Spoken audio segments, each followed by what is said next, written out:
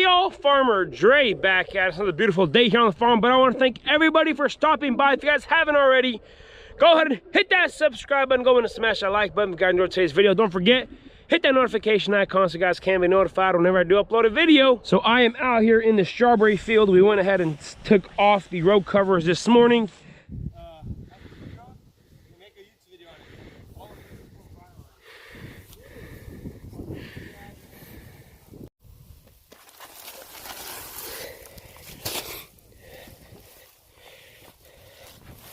I had my GoPro with me the entire time, but we were just so busy.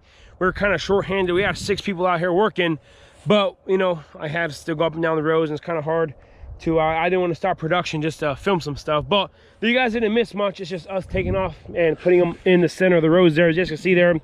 We will still continue using these for frost protection, and if they start blooming now, and we got to take them on and off if the weather gets cold. But over here, we have the Roccos on this side, and they started actively growing a little faster than these Chandlers. Chandlers are about 15 days later than the Roccos, or I should say Roccos are 15 days earlier than the Chandlers, because Chandlers is the go-to variety on any strawberry operation. I mean, mainly here in the Midwest. I'm gonna go ahead and show you guys these strawberries here. So we still have to come through and clean up. Like a perfect example is to come through here and clean up all of this ryegrass here. And be careful not to, and you want to rip it out of the roots. And be careful not to rip any of the plants up here. So do that, come through here, and we'll have a complete video on the whole thing like this. But then another thing we have to do, come through here, to do is to clean up all these dead leaves. And as you can see here and through there, we got some strawberry blossoms. We got some baby buds there coming through there. So yeah, strawberries are, look at this beautiful ryegrass. So these raised beds are 8 inches off the ground. And in this instance right here, it's taller than these strawberries here. So yeah, we got to come through here tomorrow and start mowing this and start doing some cleanup work. But as you can see here, these Roccos are a lot darker than these Chandlers here. So I'm thinking these don't need as much nitrogen, especially in the fall or even in the spring, than the actual Chandlers do, just because we're putting on 7 pounds of N per week, and then we did put a lot of dry fertilizer on. So we put 100 pounds to the acre of dry fertilizer of nitrogen and the P&K as a soil test recommended. Then we run a lot of N through the irrigation system.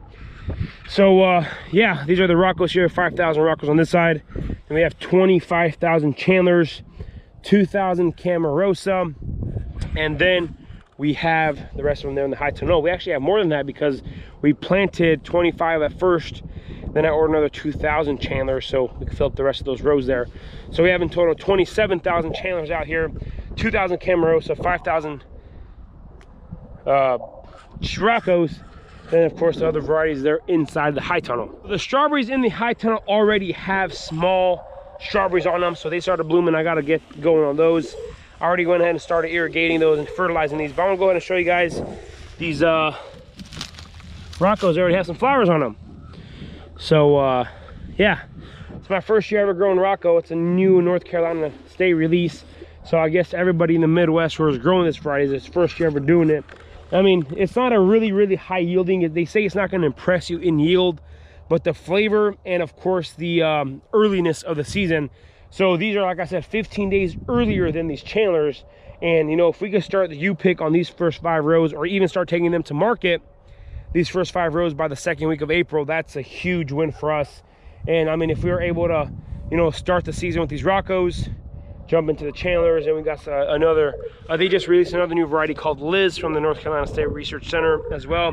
Then you run into later varieties, like you get some Camino Reals, some Camarosas are a little later than Chandler. So instead of having a 4-week strawberry season, you go ahead and have a 5 to 6, 7 week strawberry season, a lot longer. And in some instances, you could probably go even 8 weeks picking strawberries, so that makes more money in your pocket as a farmer. So yeah, like I said, the road covers are off now. We have a lot of work. We have a lot of strawberries out here to come through and clean up, get them ready for spring, get them going. First of all, keep it mowed, and it's just part of the process of being a fruit farmer and trying to do all the different crops we are doing. But I mean, these plants have really filled up these these rows here, and they'll continue. And walking through the rows and uncovering the strawberries, it's a big obvious difference between the strawberries that we planted first, and it took us 5 days to plant all of these, except those last 2,000 channels we planted in the second week, October 2nd. But all of these, the first Roccos are planted on the 18th of September, and that following week after that. So it's an obvious difference in plant size, and there's other differences as I'm looking and walking to fields here. So for me, next year I'm gonna try to have everything planted by the 15th of September. And you know, people say, well, don't plant too early because you have more crowns develop. Well, I don't think there is such a thing. I mean, if you're planting in June and July, maybe, but not, you know, as early as you know, as last week of August. So I mean, that's the beauty of farming. It's always a learning process. You always gotta keep on progressing, gotta keep on doing you know, keep on getting better as a farmer. And of course, I'm always criticizing myself and looking at the crop and seeing what we could have done differently. But like I said, it's going to produce a beautiful crop, and I'll show you guys whenever we get done mowing this. It kind of looks kind of raggedy there in the center of the field. You can't even see the strawberries from this angle here. You can't even see the plastic, and it just shows how well this ryegrass grew underneath those row covers. And I'm pretty sure the strawberries put on a few extra crowns as well. So yeah, it's a beautiful time of year. Spring is, I mean, for us officially here. Our load of peach trees just got here, and of course we got, you know, another 1,800 apple trees coming, so that'll be fun to be planting as well. So yep, spring is here. And another thing about spring, now that it's here, we have a bunch of farmers market meetings to go to, because we still do attend quite a bit of farmers market. It's one way to sell our fruit. In the future, you know, the 5-year plan is, you know, to quit going to those, but for now it's a big part of our operation and getting rid of the fruit we grow. So that's where I'm actually heading to right now, and I get to quit the workday pretty early, but yeah, not too bad. Alrighty, y'all, but this is gonna be pretty much it for today. If you guys haven't already, go ahead and hit that subscribe button, go ahead and smash that like button if you guys enjoyed today's video. Don't forget, hit that notification icon so you guys can be notified whenever I do upload a video. I want to say thanks for watching up to this point. You guys have a good day, and we will see you next time.